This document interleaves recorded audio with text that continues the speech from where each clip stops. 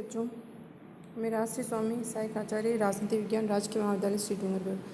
आज हम BA द्वितीय वर्ष की पुस्तक विश्व की प्रमुख राज्योत्सव के तहत ब्रिटिश सम्राट एवं राजमुकुट का अध्ययन करते हैं।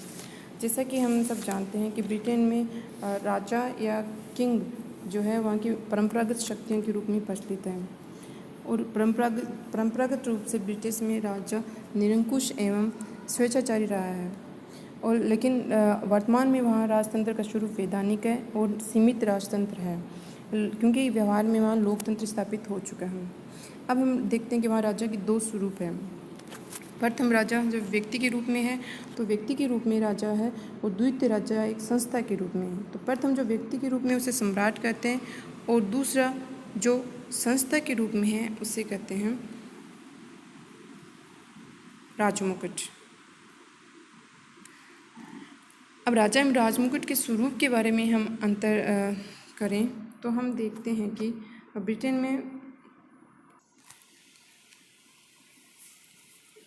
सम्राट एवं राजमुकुट के अंतर के बारे में हम बात करें तो ब्रिटेन में इनमें दोनों में अंतर सूक्ष्म अंतर है, क्योंकि राजा एक व्यक्ति के रूप में कार्य करता है और राजमुकुट है जो एक संस्था या इंस्टीट्यूशन का प्रतीक बना हुआ है। दोनों अंतर की हम जब बात करते हैं सबसे पहले इन दोनों में ये अंतर है कि राजा है वो एक संस्था है और व्यक्ति एक राजमुकुट एक संस्था है और राजा के व्यक्ति है। जब राजा अपने विशेषाधिकारों का प्रयोग करते हुए कार्य करता है व्यक्तिगत रूप में तो वो एक व्यक्ति है और जब वैधानिक शासन के रूप में वो कार्य करता है, किंतु एक संस्था के रूप में जब राजमुकुट कार्य करता है तो वो संस्था के तहत सिर्फ राजा ही नहीं, सम्राट ही नहीं, बल्कि राजा, रानी, मंत्री एवं संसद तीनों का सम्मिलित रूप होता है। वो एक इंस्टीट्यूशन है, एक ऑफिस है और एक फंक्शन है। एक संस्था, एक कार्यालय, एक कृत्य, फंक्शन तीनों के रूप में ये काम करता है। अब राजा नश्वर है, अंतर देखें तो राजा नश्वर है और राजमुकुट अमर है। अर्थात राजा जो है वो एक व्यक्ति के बाद दूसरा व्यक्ति कार्य कर सकता है राजा के रूप में, लेकिन इंस्टीट्यूशन के रूप में वहाँ एक संस्था के रूप में राजमुकुट हमेशा कार्य करता है और वो हमेशा कार्य करता ही रहता है। जबकि व्यक्ति के रूप में वो कोई हेनरी, एडवर्ड या जॉर्ज के रूप में जब कार्य करता है तो वो मर सकता है। एक व्यक्ति मरने के बाद, एक राजा सम्राट के खत्म होने के बाद उसका बेटा या उसकी बेटी जो भी है वो सम्राट या सम्राज्ञी बन सकते हैं, किंतु वो इंस्टीट्यूशन के रूप में हमेशा जीवित रहता है। इसलिए ब्रिटेन में एक बहुत प्रसिद्ध कहावत है कि सम्राट मर गया पर सम्राट चिरंजीवी हो। अर्थात राजा मर गया लेकिन जो सम्राट के रूप में, जो राजमुकुट के जो रूप में जो संस्था है, इंस्टीट्यूशन है, वो हमेशा जीवित रहती है। तीसरा अंतर है कि राजा मूर्तिवान है तथा राजमुकुट अमूर्त है। जैसे आप जानते हो मूर्तिवान किसे कहते हैं? मूर्त संस्था होती है जिसका हम आंखों के सामने जिसका भौतिक स्वरूप होता है, जैसे एक शरीरधारी व्यक्ति है और हम जैसे हमारी कक्षा है या हमारा विद्यालय, तो एक मूर्त रूप है इनका जो हम आंखों के सामने देखते हैं। लेकिन कुछ राजमुकुट वो अमूर्त है। अमूर्त का मतलब है जिसको हम अपनी आंखों से नहीं देख पाते, जैसे कि विचार है, विचार है, विचारों का अस्तित्व है, उसके बारे में बात होती है, वो हमेशा अस्तित्व उसका रहता है, लेकिन चूंकि हम उनको आंखों से देख नहीं पाते हैं इसलिए वो एक अमूर्त है। उसी तरह राजमुकुट एक इंस्टीट्यूशन है, वो एक संस्था है जिसे हम अपनी आंखों के सामने नहीं देख पाते हैं, वो एक विचार के रूप में है और उसके अंतर्गत कोई एक शरीरधारी व्यक्ति नहीं है बल्कि बहुत तीनों संस्थाएं जिसमें सम्राट, सरकार, कार्यपालिका या मंत्रिपरिषद और संसद तीनों को मिलकर एक वैदिक या विधानिक अमूर्त इकाई के रूप में वो तीनों मिलकर कार्य करते हैं। अब राजा जो है वो राजमुकुट का अंग है। अंग का तात्पर्य है कि राजा अपने आप में एक अलग से व्यक्ति है, किंतु जब वो कार्य करता है तो वो राजमुकुट का अवयव हो जाता है। अवयव अर्थात 3 अंग होते हैं राजमुकुट में, कार्यपालिका, सम्राट और संसद। तो तीनों में से एक भाग बनकर वो राजा बन जाता है, उनका एक भाग राजा होता है। इसलिए राजा एक पृथक रूप में होकर राजमुकुट का ये एक अंग है और राजा एक स्थायी है, शाश्वत है, अमूर्त है। राजा सम्राट है वो मूर्त है, जबकि जो राजमुकुट है वो एक संस्था है, एक इंस्टीट्यूशन है, वो अमूर्त रूप है, उसका स्वरूप दिखाई नहीं देता लेकिन उसका विचारों में उसका रूप है। उसी तरह से राजमुकुट के पास विशाल शक्तियाँ हैं और राजा के पास केवल रश्मि प्रदान है।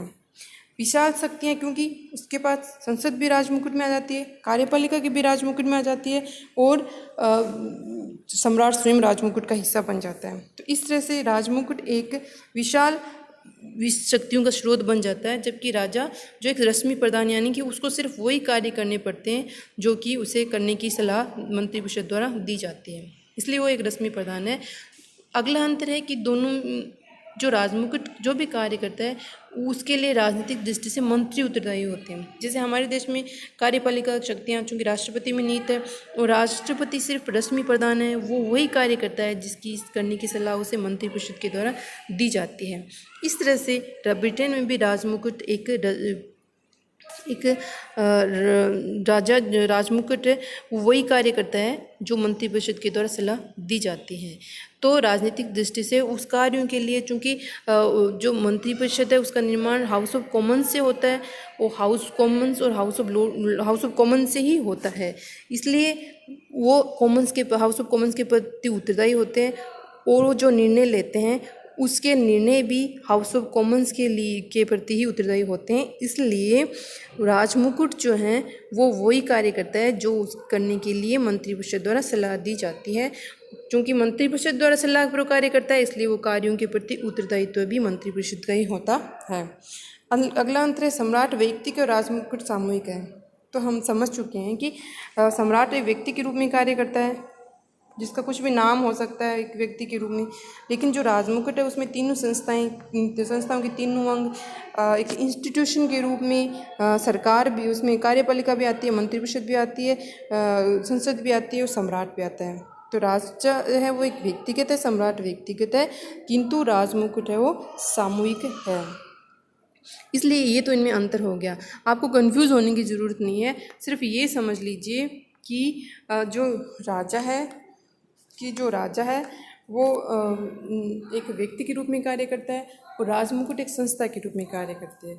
तो राजा उस राजमुकुट रूपी संस्था का ही एक भाग है, इसलिए राजा को मूर्त कहा गया है, उसको रश्मि प्रधान मात्र कहा गया है और उसको मृत्य कहा गया है, क्योंकि सम्राट अमर नहीं है, वो एक व्यक्ति के रूप में एक सावयवी है, जबकि संस्था के रूप में राजमुकुट जिसमें तीनों इंस्टीट्यूशन शामिल है, तीनों जो सदस्य हैं इंस्टीट्यूशन के, सम्राट, संसद, मंत्रिपरिषद, तीनों का सम्मेलन इसमें किया गया है। तो वो एक व्यक्ति है सम्राट और राजमुकुट है वो एक संस्था है।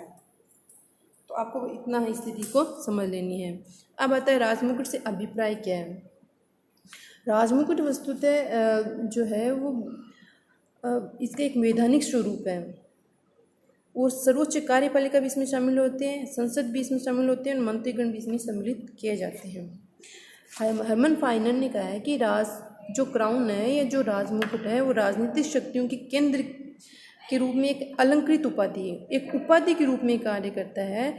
और मुनरो ने भी एक बहुत सुंदर, मुनरो में अच्छे शब्दों में इसे परिभाषित किया है कि ये कृत्रिम विधि व्यक्ति है जो कभी शरीर धारण नहीं करता और नहीं मरता है। मरता कौन है? जो जन्म लेता है। तो सम्राट एक व्यक्ति के रूप में जन्म लेता है, सम्राट एक व्यक्ति के रूप में अपना पद ग्रहण करता है तो वो खत्म हो जाता है, मृत्यु प्राप्त होता है। एडवर्ड हेनरी या जॉर्ज जिस रूप में या जिस नाम से वो शासन के रूप में को ग्रहण करते हैं अपने पद को, तो वो खत्म हो सकते हैं, तो मर सकते हैं। लेकिन कार्यपालिका या संसद या मंत्रिपरिषद ये एक अमूर्त संस्था है। जिस पार्टी को संसद में बहुमत प्राप्त है वो कार्यपालिका के या मंत्रिपरिषद का निर्माण करेगी और मंत्रिपरिषद का कार्यपालिका का संचालित करेगी। और वो हाउस ऑफ कॉमन्स में किसी भी दल को सदस्यता प्राप्त है, जो बहुमत प्राप्त होगी वो कार्यपालिका बन जाएगा। तो ये कार्यपालिकाएं तो बदलती रहती, कार्यपालिका में जो जिसको बहुमत दल है वो बदलते रहते हैं, लेकिन जो एक संस्था है, राजमुख संसद रूपी संस्था है, जो मंत्रिपरिषद रूपी संस्था है, वो संस्था हमेशा कायम रहती है। इसलिए उसको कहा जाता है कि ये कभी मरती नहीं है और हमेशा जीवित रहती है। वो संस्था के रूप में जो इंस्टीट्यूशन है वो मरती नहीं है। इसलिए राजमुकुट राजा, मंत्री एवं संसद तीनों का सम्मिलित रूप है। अब हम आगे इनकी शक्तियों की बात करें। शक्तियों की बात करने से पहले इनके सोर्स जान लेते हैं कि इनकी शक्तियों के स्रोत कहाँ से मिलते हैं। सबसे पहला स्रोत, दो प्रकार के स्रोत हैं। इनका पहला स्रोत है परमाधिकार या विशेषाधिकार। परमाधिकार या विशेषाधिकार को समझें तो चूंकि ब्रिटेन में निरंकुश राजतंत्र, स्वेच्छाचारी शासन व्यवस्था, निरंकुश राजतंत्र पीढ़ियों से चलती आ रही थी। पीढ़ियों से, यानी कि प्राचीन काल से ब्रिटेन में निरंकुश राजतंत्र था जो स्वेच्छाचारिता के तरीके से कार्य करता था। तो वो जो स्वेच्छाचारिता से कार्य करता था उसके कुछ कार्य अवशेष के रूप में राजा को अभी भी वर्तमान में भी प्राप्त हैं। तो वो जो विवेक, विशेष अधिकार या विवेक का जो निरंकुश शक्ति है, वो जो अवशेष के रूप में, अधिकार के रूप में उनको प्राप्त है क्राउन के उसके समय क्राउन के पास, तो उसको परमाधिकार या विशेष अधिकार के रूप में प्राप्त कार्य किए जाते हैं। चूँकि ब्रिटेन के लोग परंपरावादी हैं, वो परंपराओं को बहुत अधिक पसंद करते हैं, तो उन्होंने उस राजा के उन परंपरा वाले अधिकारों को स्वीकार कर लिया है। लेकिन चूंकि अब लोकतंत्र हो गया है, राजतंत्र वैधानिक हो गया है, नियंत्रित संवैधानिक राजतंत्र हो गया है, तो वो कार्य है राजा जो है, सम्राट जो है, राजमुकुट जो है स्वेच्छाचारिता के निरंकुशता के साथ नहीं करता, वो मंत्री परिषद और संसद के परामर्श से ही करता है। जैसे कि कुछ कार्य हैं, संसद को आमंत्रित करना, स्थगित करना, भंग करना, मंत्रियों तथा न्यायाधीशों की नियुक्ति करना, नए पियर बनाना, युद्ध की घोषणा करना, संधि करना, अपराधियों को क्षमा प्रदान करना, नियमों को स्थापित करना आदि। अगला है जो शक्ति का स्रोत है वो संविधि या विधि या कानून से प्राप्त शक्तियाँ। वही शक्तियाँ हैं जो सम्राट की शक्तियाँ, जो उसे वंशानुगत या परंपरा से प्राप्त नहीं होती, बल्कि संसद कानून बनाकर उसको सौंपती है कि हम आपको कानून बनाकर देते हैं और आप ये कार्य करें। तो ये जो शक्तियों के स्रोत है वो दो हैं, परमाधिकार या विशेषाधिकार से प्राप्त स्रोत है, दूसरा है संसद के द्वारा बनाए गए कानून के माध्यम से प्राप्त शक्तियों के स्रोत। अब हम आगे पढ़ते हैं कि राजमुकुट की जो स्रोत है के माध्यम से जो शक्तियाँ हैं उनको किस तरह से हम परिभाषित कर सकते हैं। तो ये 4 प्रकार की शक्तियाँ होती है, कार्यकारिणी शक्ति, विधायी शक्तियाँ, न्यायिक शक्तियाँ और धार्मिक शक्तियाँ। कार्यकारिणी शक्तियों की बात करते हैं तो संपूर्ण कार्यकारिणी शक्ति है इंग्लैंड में, वो राजमुकुट की वो कार्यपालिका के माध्यम से संचालित किया जाता है। कार्यपालिका का अध्यक्ष होता है प्रधानमंत्री होता है वो शासन का प्रमुख होता है, और राजा होता है वो राज्य का प्रमुख होता है। तो इस तरह से जो एक राजमुकुट की एक संस्था के रूप में ये समस्त शक्तियों का प्रयोग, शासन की समस्त शक्तियों का प्रयोग प्रधानमंत्री करता है, और राज्य के रूप में अंतिम उनका जो नामात्र का है, रश्मि प्रधान है, वो उसका प्रयोग सम्राट करता है। तो कार्यपालिका में चूँकि राजमुकुट में तीनों सम्मिलित हो जाते हैं, राजा भी आ जाता है, कार्यपालिका भी आ जाती है और संसद भी आ जाती है। तो तीनों मिलकर जो ब्रिटेन की समस्त कार्यपालिका है उन शक्तियों का प्रयोग करते हैं। जैसे कि राष्ट्रीय जो कानून है उनका निर्माण करना, फिर प्रधानमंत्री की नियुक्ति करना राजा करता है, उसकी सलाह से मंत्रियों की नियुक्ति करता है, प्रधानमंत्री की सलाह से राजा मंत्रियों की नियुक्ति करता है, जितने भी प्रशासनिक उच्च अधिकारी हैं उनकी नियुक्ति राजा करता है, कार्यपालिका के माध्यम से न्यायाधीशों की नियुक्ति करता है, न्यायाधीशों को छोड़कर बाकी प्रशासनिक अधिकारियों को हटाने का कार्य करता है, सेना का प्रधान माना जाता है, तो सेना से संबंधित समस्त कार्य राजमुकुट के द्वारा किए जाते हैं। शासन पर नियंत्रण रखने का कार्य भी राजमुकुट के द्वारा ही किया जाता है। आगे हम देखें तो जितने भी राजदूत है, बाहर के राजदूतों नियुक्ति का कार्य पर राजमुकुट करता है, और बाहर के जो राजदूत आते हैं उनसे परिचय पत्र ग्रहण करने का कार्य भी यही है। क्योंकि अब तो उपनिवेश नहीं है, पहले ब्रिटेन के अंतर्गत बहुत सारे उपनिवेश थे, तो उन उपनिवेशों में गवर्नरों की नियुक्ति करना और उनके उच्चाधिकारियों की नियुक्ति करना और उनका ट्रांसफर स्थानांतरण करना, ये कार्यपालिका के द्वारा किया जाता है। स्थानीय सरकारों की देखभाल नियंत्रण करना आदि। इस प्रकार हम देखते हैं कि कार्यपालिका या राजमुकुट की शक्तियाँ बहुत ही व्यापक है कार्यपालिका के अधिकारों के संबंध में। आगे हम देखें तो राजमुकुट की विधायी शक्तियाँ क्या है। विधायी शक्तियाँ विधान निर्माण करने का कार्य चूँकि संसद का होता है, और ये संसद राजमुकुट के तहत ही सम्मिलित हैं। हम पढ़ चुके हैं, बच्चों को कन्फ्यूज़ होने की ज़रूरत नहीं है बिल्कुल ही, क्योंकि राजमुकुट जो है उसके तहत संसद भी शामिल है और कार्यपालिका मंत्रिपरिषद भी शामिल है और सम्राट भी शामिल है। तो ये तीनों मिलकर कानूनों का निर्माण करते हैं। तो ये बहुत बड़ी एक संस्था के रूप में कार्य करते हैं और समस्त शक्तियाँ इनके अंतर्गत आ जाती है। और संसद के द्वारा पारित प्रत्येक विधि पर राजा हस्ताक्षर करता है, और इसके अलावा जो सम्राट है वो संसद में उद्घाटन भाषण देता है और अध्यादेश निकालने की शक्ति रखता है। अध्यादेश यानी कि जब संसद का सत्र चल नहीं रहा होता है और सरकार को कोई बहुत आवश्यक कार्य करना है, निर्णय लेना है, तो वो अध्यादेश के माध्यम से सम्राट से अनुरोध करता है कि हम ये कानून बना रहे हैं, आप इसको साइन कर दीजिए।